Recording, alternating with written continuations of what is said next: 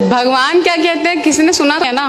भगवान कृष्ण गीता में 18वें अध्याय में कह रहे हैं। भगवान, एक मिनट, ये सिर्फ आपने बुक प्रिंटेड पढ़ा है, किसी ने पर्सनली सुना है भगवान को? पर्सनली किसी ने भी नहीं सुना है। जिस तरह से 2+2 4 आपने अपने टीचर से सुना, उन्होंने अपने टीचर से सुना, हमने अपने गुरुदेव से सुना।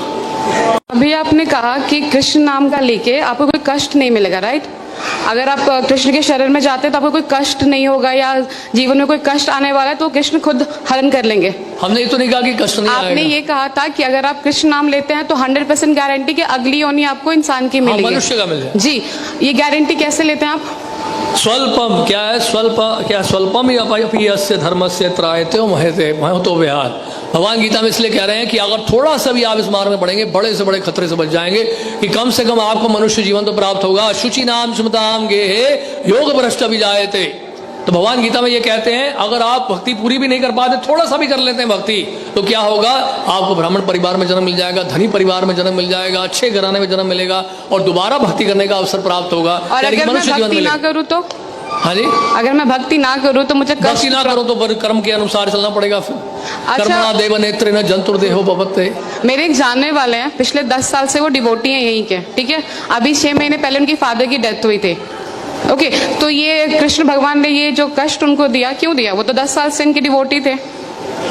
हमने तो बोला ही नहीं कि आप कृष्ण भक्त बनते तो कष्ट नहीं आएगा, हमने नहीं कहा ये। कल के मैं क्लास में गई थी, नहीं, हमने नहीं कहा ये कि कृष्ण भक्ति अगर करेगा कोई कष्ट नहीं आएगा।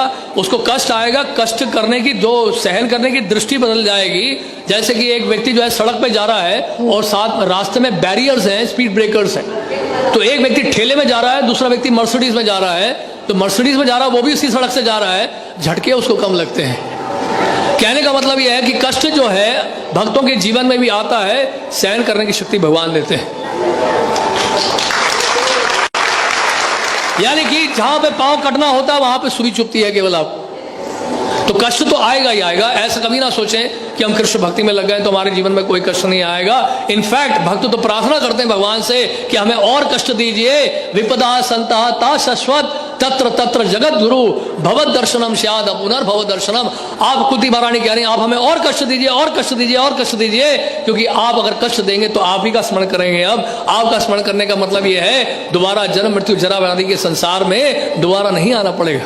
तो आपका कहने का ये मतलब है कि अगर आप कृष्ण, मतलब कुछ भी हो जाए भगवान कृष्ण के शरणों में रहो हमेशा। बस बस ये है पॉइंट। लेकिन कोई पॉइंट नहीं, बिल्कुल बहुत बढ़िया पॉइंट बोला आपने, तालियां बजाइए उनके लिए। एक मिनट, ये कोई पॉइंट नहीं होता। अगर भगवान कृष्ण के शरण में नहीं हो तो मेरे पास जरूरी कि मुझे कष्ट, मतलब कष्ट तो वैसे भी आना है जिंदगी में, चाहे मैं रहूं या ना रहूं। जिंदगी में आना है, लेकिन यहाँ से कष्ट का निवारण आपको दिया जा रहा है हमेशा के लिए। जन्म मृत्यु जरा व्याधि के चक्र से आपको हमेशा के लिए छुटकारा पाने का एक सुअवसर प्राप्त हो रहा है। भगवान की सेवा में लगे, एक जीवन आप कृष्ण की सेवा में दे दो, कृष्ण आपको वापस लेके चले जाएंगे। तो आपका कहने का मतलब है कि मैं कृष्ण के शरण में जाती हूँ तो अगले जन्म में मुझे इंसान क्या ही वो मिलेगा, इंसान का मिलेगा। और अगर अच्छी तरह से भक्ति करेंगे तो भगवान के धाम में भी जाएंगे। ये तो मरने के बाद किसने देखा है कि कौन कहाँ जा रहा है?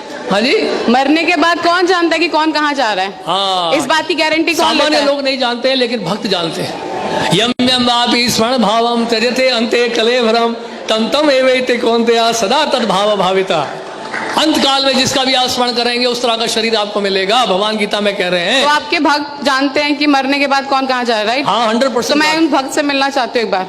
जरूर मिलेगा, क्योंकि मुझे भी जानना है कि कैसे उनको पता चल रहा है कि मरने के बाद जा रहे हैं। उसके लिए आपको प्रोसेस अप्लाई करना पड़ेगा। जिस तरह से कोई आईआईटी के बारे में जानना चाहता है तो हम उसको क्या बोलेंगे, आईआईटी में पहले एडमिशन तो ले लो,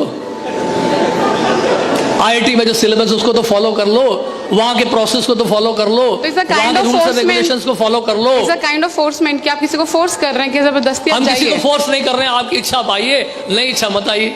यथा इच्छसी तथा गुरु भगवान गीता में कहते हैं। भगवान क्या कहते हैं, किसी ने सुना तो नहीं है ना?